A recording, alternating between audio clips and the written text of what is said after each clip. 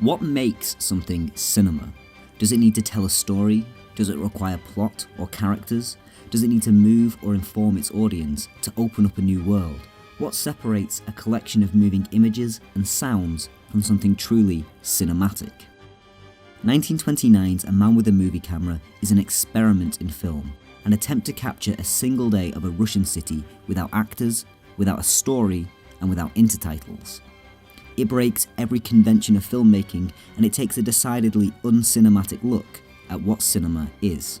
Hello and welcome to 100 Years of Cinema. We'll be taking a look at least one film each year from 1915 onwards to track the evolution of film over the last century.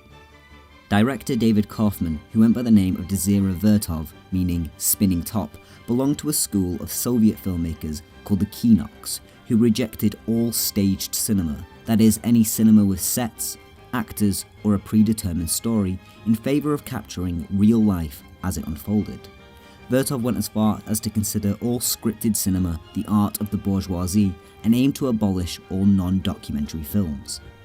In his filmmaking manifesto, he refers to the camera as the Kino-eye, a machine capable of perfectly capturing life as it is, allowing for the conquest of space, the visual linkage of people throughout the entire world based on the continuous exchange of visible fact. He believed that by capturing life unaware and presenting these ideas through montage, he could turn cinema into something universal, something that could speak to the workers of any country, regardless of language or cultural background.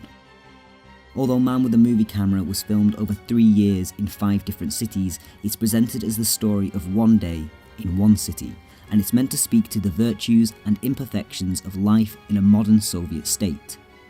Around the same time, a number of similar films known as city symphonies were being made about cities like Paris, New York, and Berlin. Films that documented a day in the life of a metropolis. But Man with a Movie Camera is one step removed, telling the story of an audience being told the story of a modern Soviet city. The film is framed around people entering the cinema, the projection starting, and the audience taking their seats, mirroring the actions of the people watching the film at the time. Immediately, we're presented with the idea that Man with a Movie Camera is not only about the city, but also about the art of film itself. Halfway through the film, the footage slows to a freeze frame, then cuts to the editor assembling the film that we're watching, constructing the visual trickery that saturate the film, the Dutch angles, stop motion, slow motion, superimposition, split screen, and montage. We watch as she assembles the narrative before us, shots of trams and horses, men and machines, people waking up, and a city coming to life. Birth, death. We're shown footage of the man with a movie camera and how he captures the footage that we're watching right now. Audience, cameraman, and subject. The film simultaneously explores life in a modern city, the construction of a documentary about life in a modern city, and the audience's relation to that film. Vertov's work can perhaps best be described as constructive realism. He believed that the camera could capture real life, and in the editing of a film that you could create a universal language. He borrowed from Sergei Eisenstein's ideas of montage, taking 2 images that have a meaning of their own, such as a rich young woman being pampered, and intercut with a poor woman working in a mine.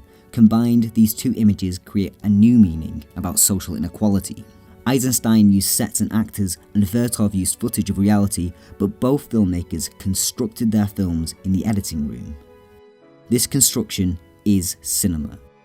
Vertov believed that with his perfect mechanical eye, he could capture objective truth, but it was only through the rich tapestry of images did something cinematic emerge. But cinema is by its very nature subjective.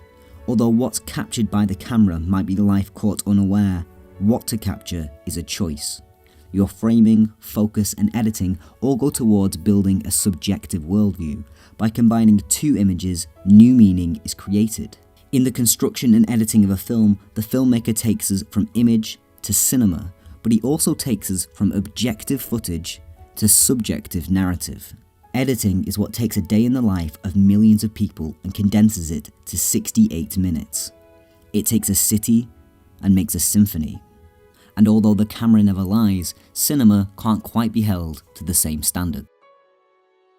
Hey, thanks for watching 100 Years of Cinema. My name's Charlie. If you're interested in learning some more about some Soviet filmmakers, there's a link over here to a video I made about Sergei Eisenstein, who was the father of montage, and his 1925 film, The Battleship Potemkin. It's been a little bit longer in between videos than I normally like, and that's because I've had a winter holiday, but over the break I reached 2,000 subscribers, so I just wanted to say a massive thank you to anybody that's viewed or shared a video, and a massive thank you to anybody that's supported me on Patreon. Be sure to subscribe because the next video will be the first from the 1930s, and it's a really interesting decade in film history. So thank you so much, see you next time.